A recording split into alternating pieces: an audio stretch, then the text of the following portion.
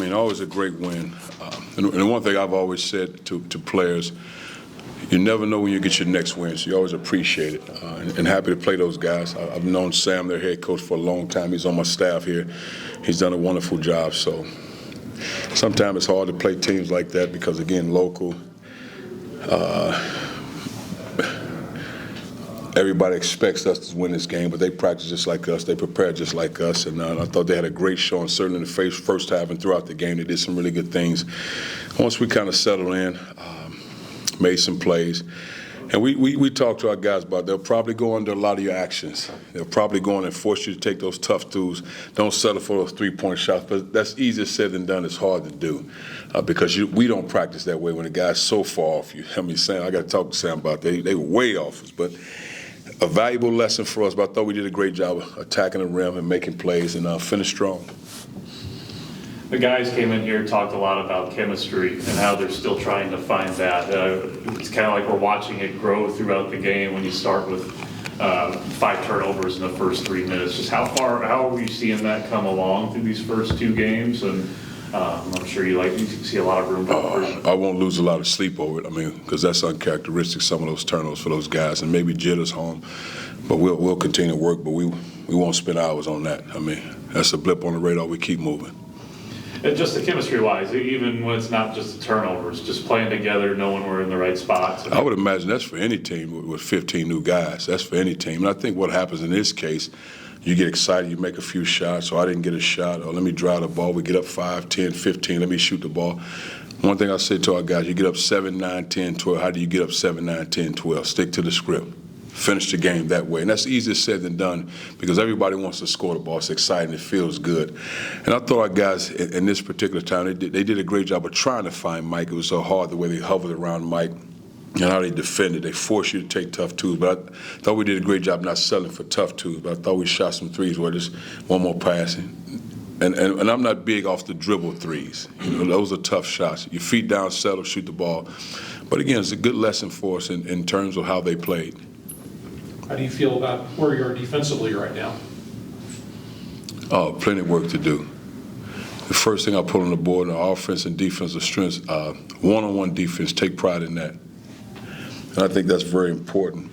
But that has to be in your DNA. I mean, defense is pride. It's just a will to stop somebody, shut them down. And not everybody's there, but that's fine. I've been part of teams and not everybody's there, but we'll get there without question. When you're putting together a team that's so new, which is harder to get where you want, the defense or the offense?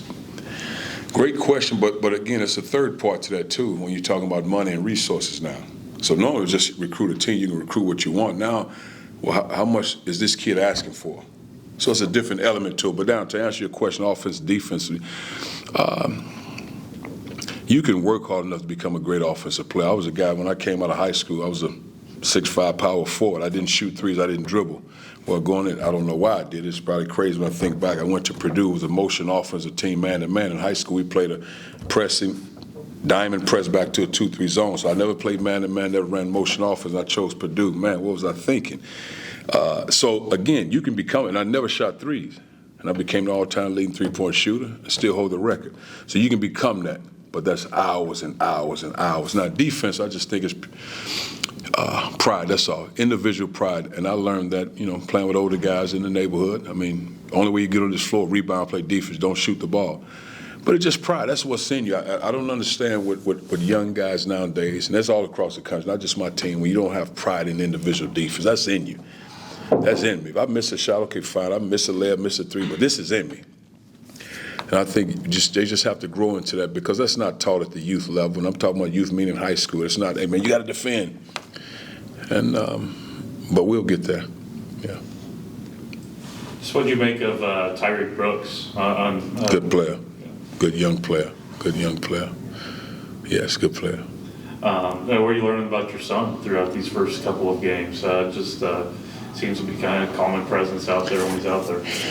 Well, again, I mean, so one thing, he hasn't been around me in 4 years, meaning because he was in West Lafayette, and we never talked about, okay, what the game, what are you guys doing, what are you playing, never talked about that. It was just how are you living, how's your life, are you growing as a young man into a man, those things. I never talked to balls. Of course, if he wanted to talk that, he could always talk to me about it. But I always try to stay away from that, man. So I feel like that's his staff and that's their program.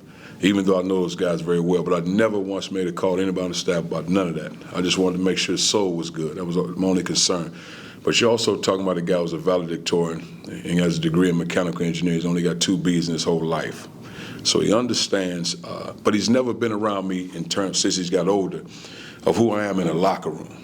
You know, when he was younger, if I'm hearing it, he's playing around, he's not hearing what I'm saying.